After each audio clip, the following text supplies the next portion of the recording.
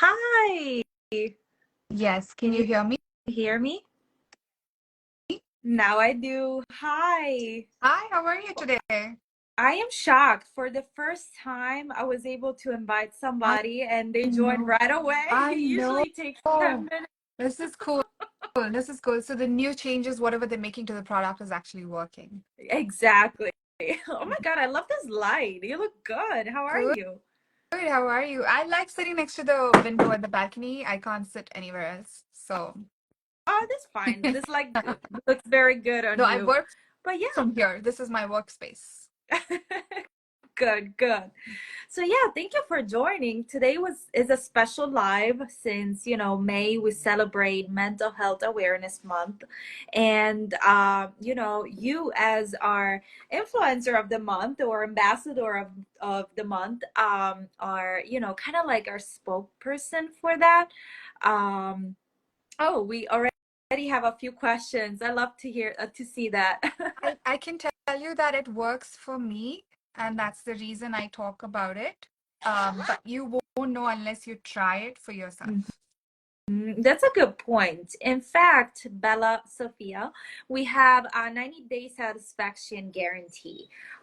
You can return the device if it doesn't work for you, but we do recommend using it every day for prevention because that's what really makes the difference. But again, we have the preventative treatment and the acute treatment.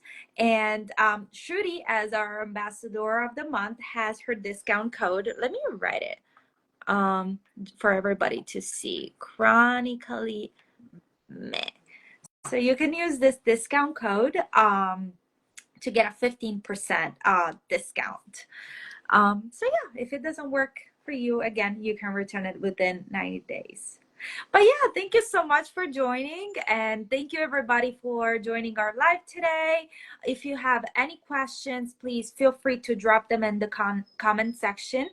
And yeah, why don't you start by introducing yourself? Well, I'm Shruti, and I created the account Chronically May, and I make illustrations about my life with chronic pain and mental health because it's very much a chicken and egg situation for me. And I didn't know where else to went about it, and I had hit my rock bottom, and that's why I created the page, and that's what I do. But apart from like, I live in Canada. I work for companies in the US. I am from India. I have literally experienced all kinds of healthcare systems and issues with migraine and mental health. So yeah, that's me.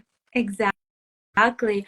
What can you tell us about the importance of advocating for yourself? Since, this is such an important month, especially struggling with an invisible illness. I, I didn't know advocating for myself was an option for a very long time. I mean, advocacy was not even a word in my vocabulary when it came to these things. It was more like my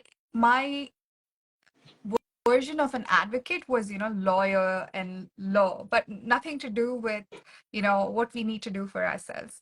So I think once I realized what it is, I realized how much power there is, that you can actually ask for help. You can actually be assertive about your needs, that you have the power to change your reality in a way, or change the care that you're getting, except, but also for other people. And I think advocacy has been a very powerful tool in both my migraine and depression toolkit.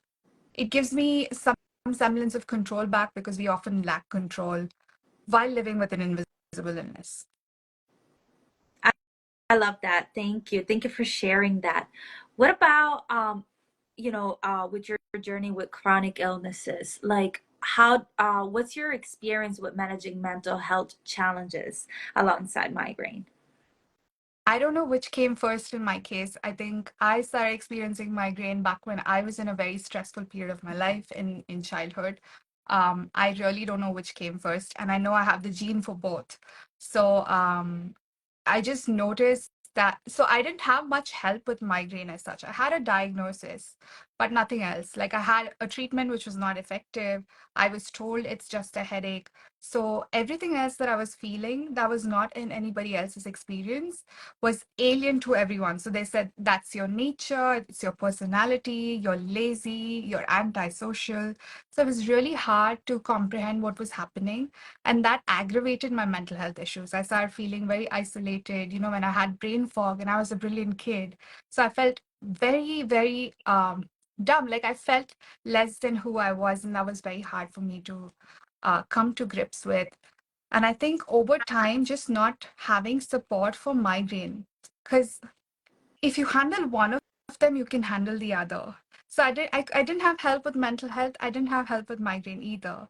And they just sort of fueled each other. And I really hit a rock bottom where I had like nothing.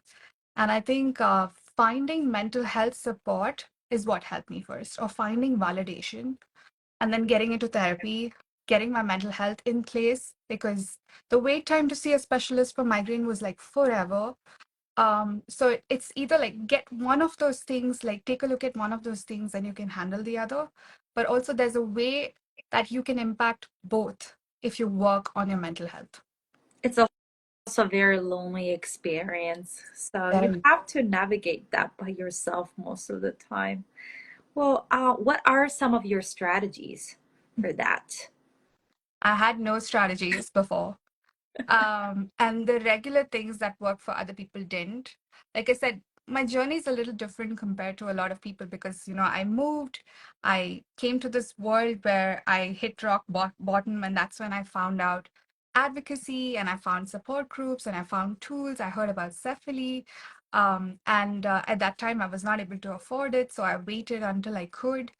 And I think essentially that was the first thing that I did. So Cephali was genuinely the first thing that I did for myself with migraine, ice pack and Cephali. And then around that time, of course, I got the help that I needed with my mental health. So I got into therapy. Those two helped hand in hand. But there were these things like stress is a major trigger for me. Emotional stress is something I've never been able to manage. And I know I used to like tell everybody I'm feeling anxious, I'm feeling depressed. And my doctor, of course, gave me medication. But every time that I felt these things, my migraine attacks would just shoot up. It would go from 0 to 100 in like 5 minutes and nothing would stop it.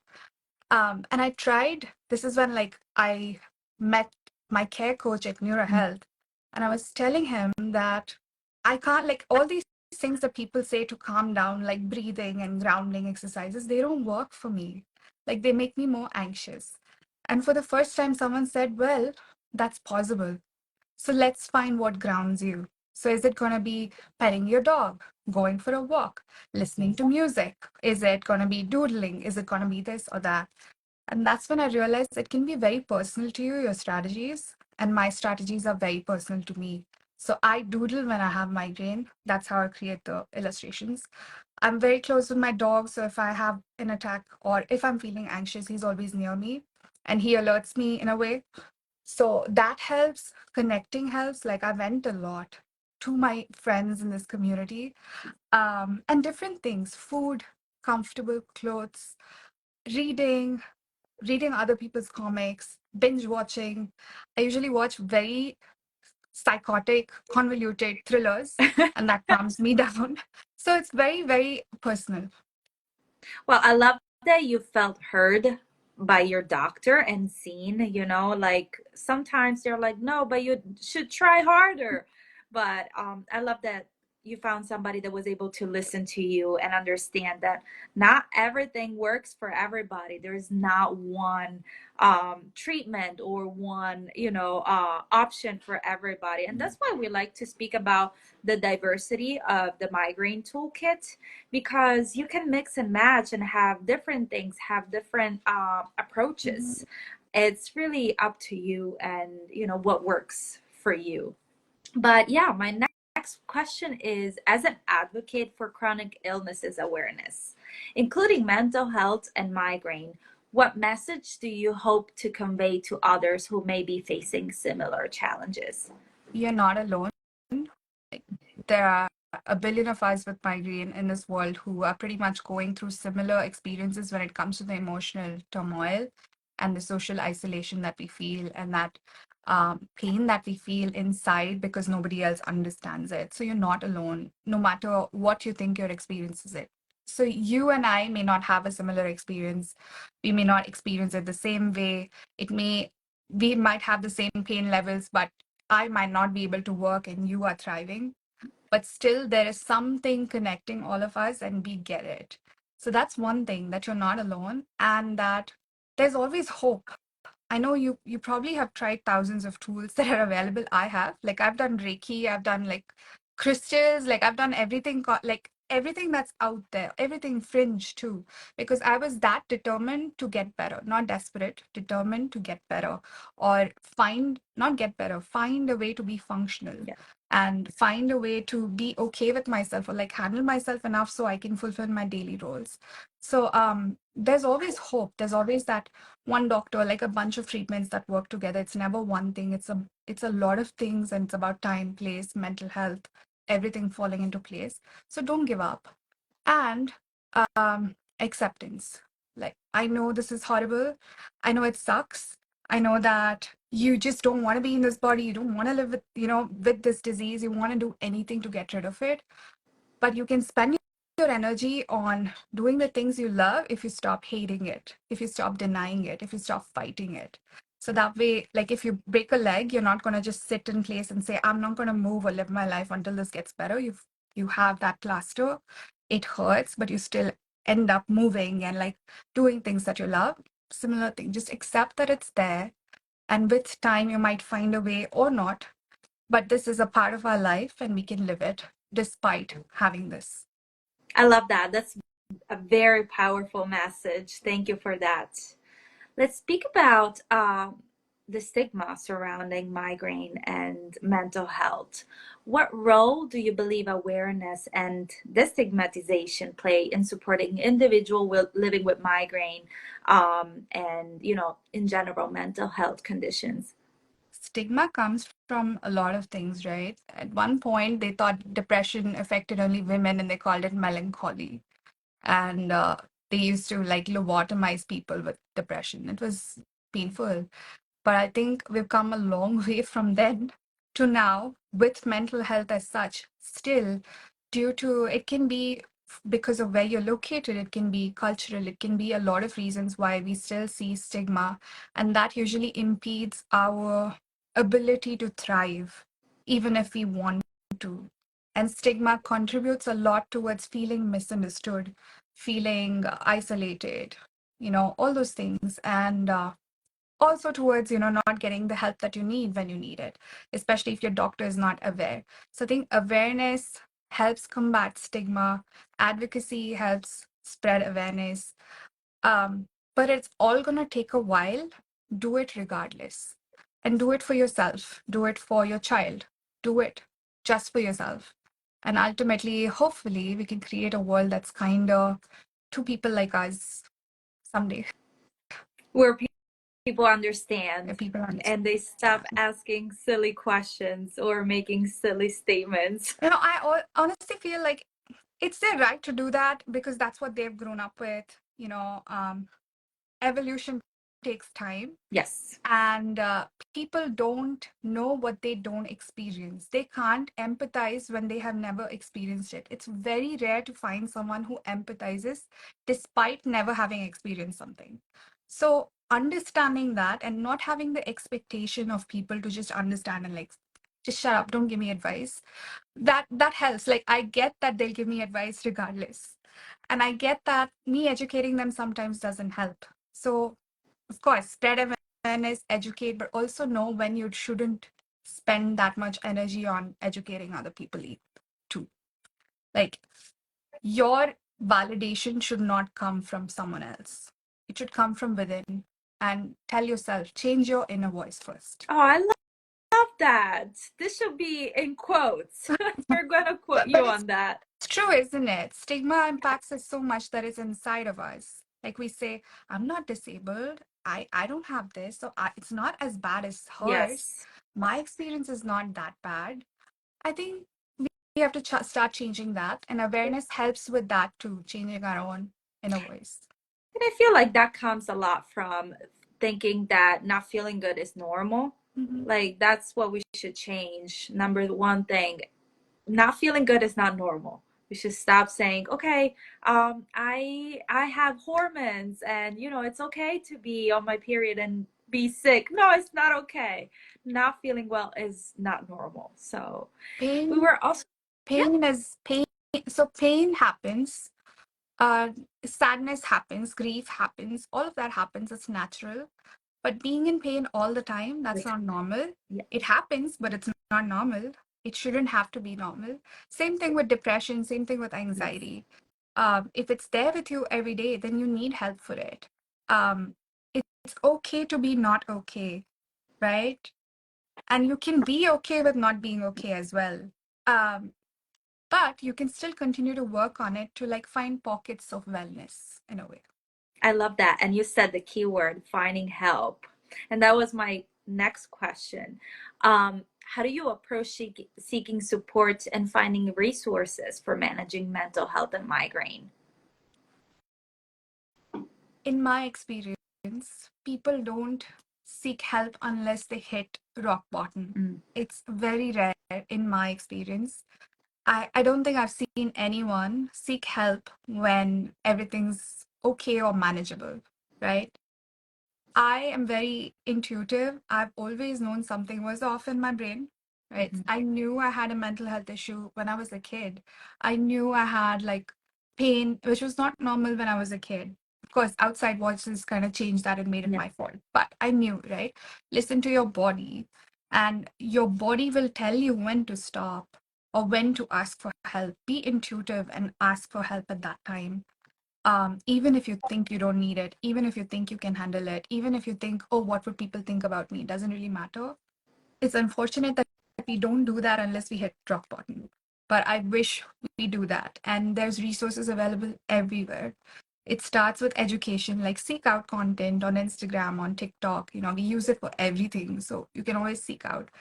But go to therapy. Like, it doesn't matter like if you are the best person in this world, have the best job, amazing life, no problems at all, still go to therapy. It's just one unbiased person to talk to you, and you only, and focus on you and you only, and I think that helps a lot. absolutely. I agree with you. I see therapy as somebody helping you put everything in the right boxes, right? It's not necessarily, you can have the best life, but it's always good to talk to somebody that helps you put the thoughts in the right place. I find it interesting that IV infusions have become sort of a trend now just for wellness, right?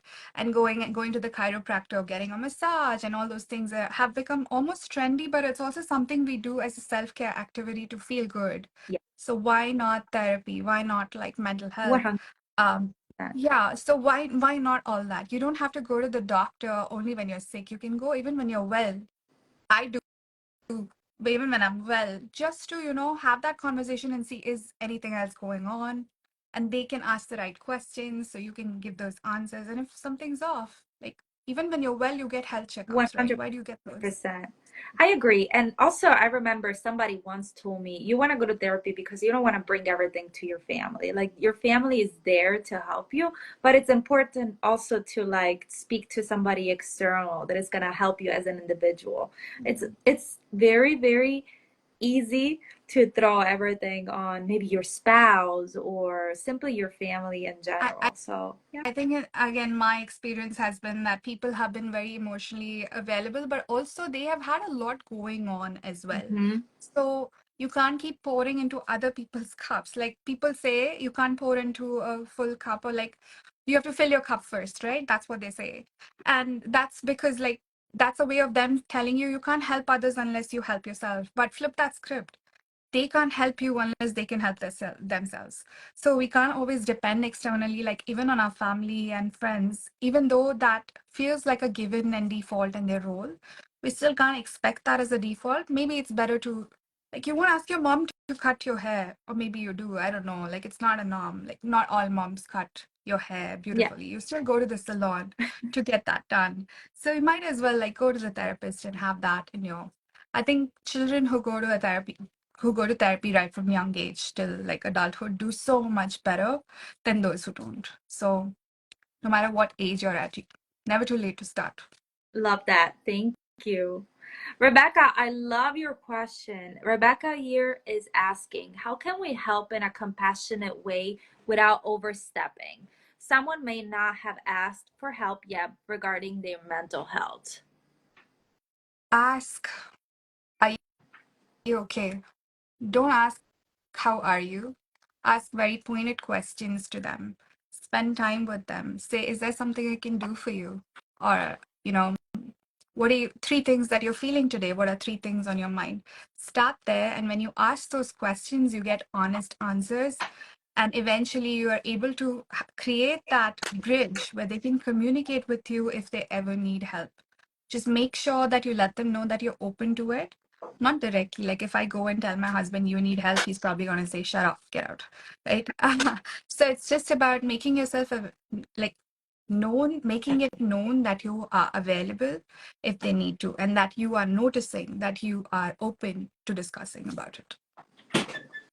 Love that. Thank you, Shruti. And thank you, Rebecca, for asking this amazing question. I think that it gives a different point of view. We always have questions from people that, struggle with their own battles, but also, it's a different perspective. So thank you so much. I do have another question for you, and it's about you are super busy, you're a mom, you have a family and everything. You were mentioning you have a dog, which are a lot too. So, how do you balance self advocacy and self care while navigating the healthcare system and seeking treatment for your migraine and mental health needs? I'll be honest, I couldn't. Like, I wasn't able to. Like, I know I did have a conversation with Sefli a few years ago, and I've had so many of, like, I've been on podcasts and been interviewed and shared my story. And looking back, I can see that I was not even a person, right? Back then, I used to literally say, I feel like a ghost of a person that I used to be. I did not focus on myself. I did not love anything anymore. Like, I used to draw, paint, sing, write songs, write stories, read, and I stopped doing all of that. So it really impacted me in a way. And you can get caught up in your life, being a mom, new mom, or like moving to a new place or in your role. But not, I didn't even recognize that I had stopped. That was the thing. I didn't even recognize that I stopped. I didn't feel like doing anything. So obviously I was depressed and all that. But even as I was getting like help for it, I still didn't feel like it. So it was during one of my therapy sessions, and also again, my care coach at Neura as well, they said maybe you should start doing something small for yourself every day. And I was having this conversation with Tisha, the migraine advocate, and she said that I always say that I have to do three things for myself every day. And those three things can change every day. But when I'm not doing that, then I know something's wrong and I need to focus on myself. And the three things are also things that you do to focus on yourself.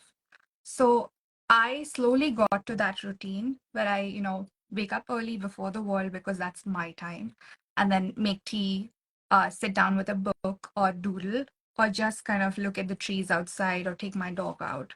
So that things can change, but always have these activities that are non-negotiable for yourself every day.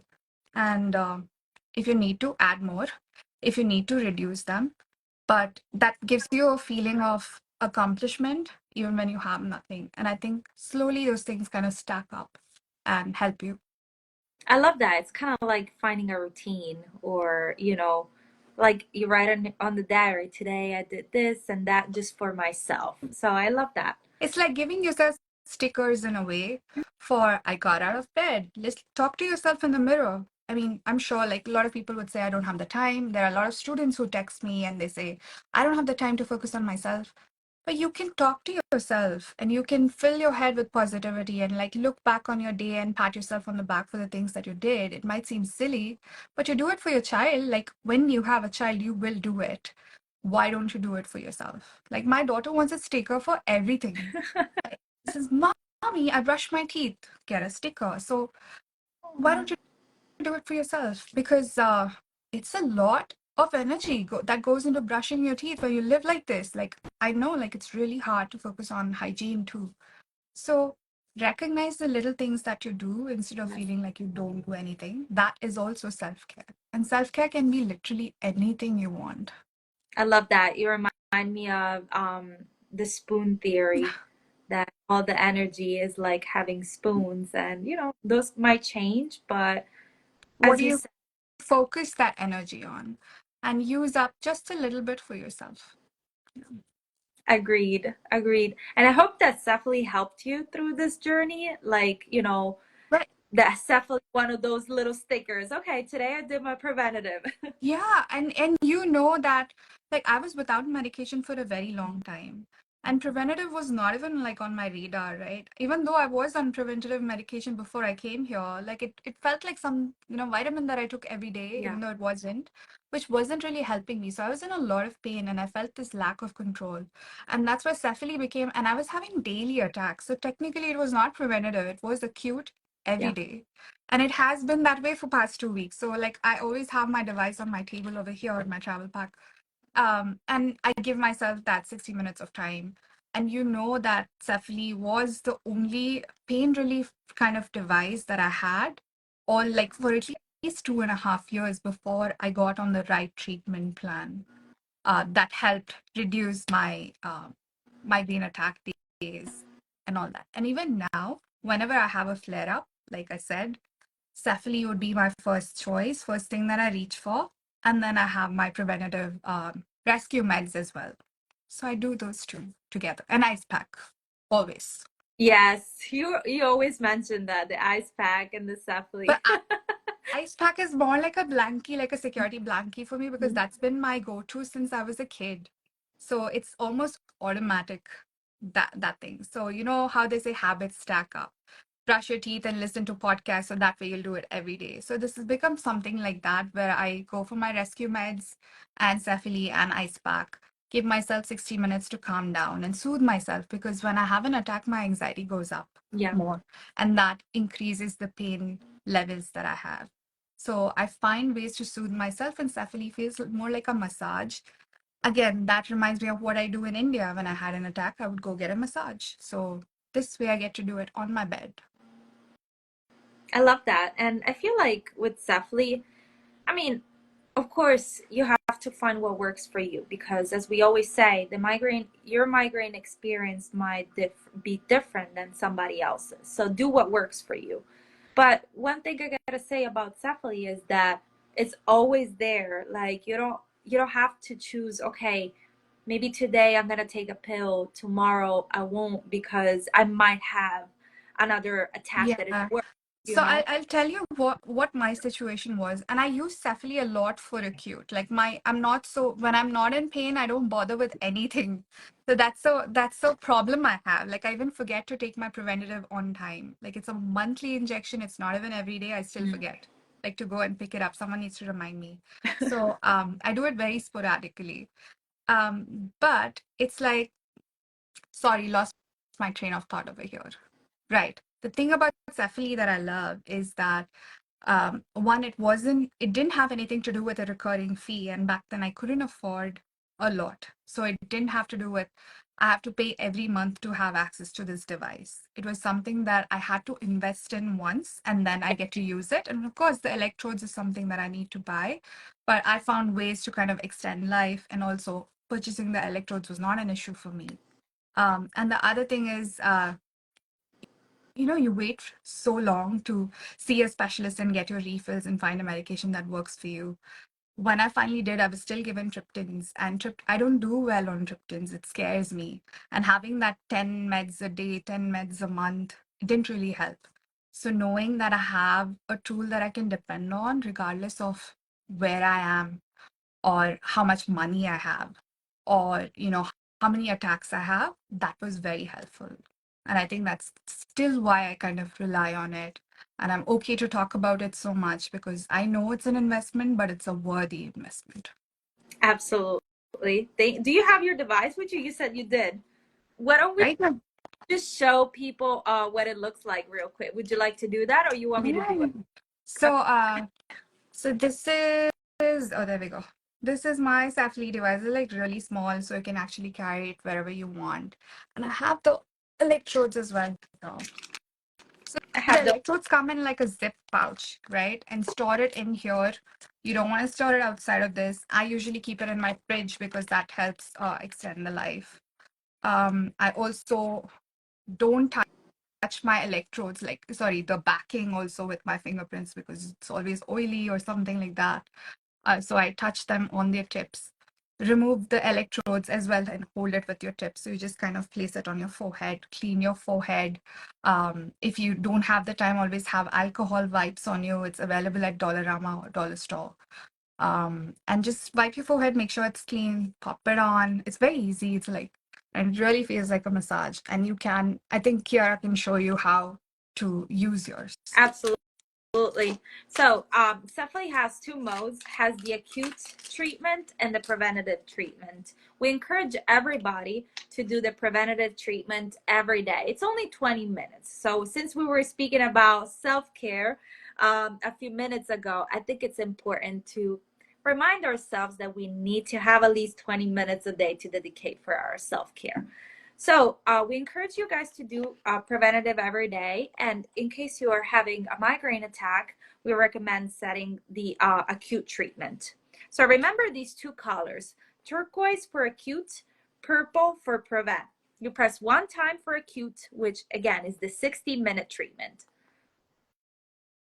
Twice for prevent. And then you want to lay down and enjoy your treatment. Make sure once you get a comfortable sensation, once you get in a comfortable intensity, you press the device to stabilize the intensity. So it's really easy. While you feel like the sensation, you're like, okay, I feel like I'm good now. Just press one time. You will hear like a little bip, and that's how you know that you stabilize the intensity. The device should always be comfortable. So make sure that you start slowly. You can ramp it up little by little, keep pressing. But again, just do it slowly. The treatment will work even if you start at a lower intensity. So yeah. And if you guys Yeah. have any questions, you can always reach out to us and we will help you with your device. We also have a coach program. So if you go on our website, you click on getting started and then Cephaly coach, you can schedule a phone call with our coaches and they can explain to you everything about Cephaly. We also Rebecca, have a CC app. Rebecca, I think you should lie down with your Safely. I mean, I know a lot of people who do their chores anyway, but give yourself that time and lie down. It's also because, like, I used to use and I have a very oily T-zone, so it's like combination skin, and sometimes the electrode will kind of just slip off, and that's technically, and also it's advised to use while you're lying down. So Yeah. like, why do you want to like would you do chores during a massage? Like, you wouldn't. Like, give yourself that time, just lie down, listen to a podcast, or like listen to something, or watch something, or maybe even like take a nap. It's self-care time. I love that. I will use that forever. Would you do your chores while doing a massage? That is so true. It's self-care. So Right. I love that. Sorry, I missed your question earlier. I had taken a look at that. When you said post-infection, do you mean COVID? Um, so I don't know about new onset. That is something you like likely get treatment for. You can always like check with NeuroHealth if you want to see a headache specialist for that. But my migraine attacks kind of evolved after I had COVID, and I had everyday headaches, like I was in a really bad place. It's still helpful for me with the acute mode. And I'll be honest, it doesn't really end my attack right there most of the time because my attacks happen for various reasons and like sometimes, but it gives me this functionality back. Sometimes it dials down the pain, sometimes it completely eliminates the attack right there, aborts the attack right there. So I can speak to the acute more, how it's helped me post infection. I don't know, Kiara, is there any data, like any studies that you guys are doing for We post can definitely COVID? send more information. Just either send us a message here on Instagram or you can give us a call or send us an email and we'll be happy to send you more information. We will recommend you to speak to your doctor first. But again, we also have a 90-day satisfaction guarantee. So if you see that the treatment doesn't really work for you, you can simply return it. And I also pinned your code, Shruti, chronically meh. So if you guys are still thinking about, getting a device, make sure you use Shruti's code. You can also subscribe for our email and SMS on our website, and we will send you this code back with Shruti. So don't worry about if you miss it, or you can go on Shruti's Instagram page. Her code is right there too. So Yeah, my code is everywhere. So yeah, you can find a little post with the cephali on the brain, and the code's there. It's perfect. like right on the top. Yeah. Thanks so much. Thank So you. one final question ish. What's your advice for people that they struggle with mental health and migraine? There's no way to say it. It just sucks. It does. Like if you struggle with both, and more often than not, right, pain actually creates more emotional turmoil. So if you were completely awesome before, pain has this ability to bring you down to the lowest of lows. Pain can give you anxiety. Pain can trigger mental health issues. Migraine and mental health issues are comorbid. There are a lot of comorbid conditions where they exist together, or one triggers the other. So it sucks. Yes, it does. And for some of us, it's an everyday reality where we struggle with both, and we're not sure which one to manage, and we like don't even know that we're struggling with both sometimes. Um, but there's always hope. Keep the faith that you will find someone who relates, someone who understands, someone you can talk to, someone you can consult, a good doctor, a good, let's say, therapist, tools that you can use every day in your life that can make your life more bearable, and that can make you more functionable, that can make you stop existing, start living, and eventually thriving. Just keep the faith, even when you feel like there is like no reason to keep the faith. I love that. I love this message, and I'm sure our community did too. And thank you so much for all your words, and I don't know, your story is simply inspirational for us at Safely, and I know that it is also for our community and your community out there. So thank you so much for joining our live today. For everybody here that is still listening to us, if you have any questions, if you want to learn more about Shruti's experience, or reach out to her, I really invite you guys to follow her and also reach out to her in DMs. She's amazing. So if you're looking for a person that feels like community, Shruti is the perfect. Thank you. That's so sweet. But yeah, Of DM course. me, comment wherever. Like you can always DM, and I'm pretty responsive most of the time when I don't have an attack. So yeah. Exactly, exactly. And if you guys have any questions about the Cephally device, um, by all means, feel free to send us a direct message. We're here on Instagram, also on TikTok, but you can send us an email, you can call us, and you can also schedule a Cephally coach call. Everything is free, so feel free to reach out, ask questions. Yeah. Your self-care is important. Ask So, for help, ask questions. Like, never stop doing that, and save your energy for a little bit to do that every day. exactly. Love that. And thank you so much. And yeah, Thank you enjoy for your having me. day. Of course, anytime. Enjoy your day, Of okay? course. Take care. Bye bye. Bye. Everybody be kind to yourself.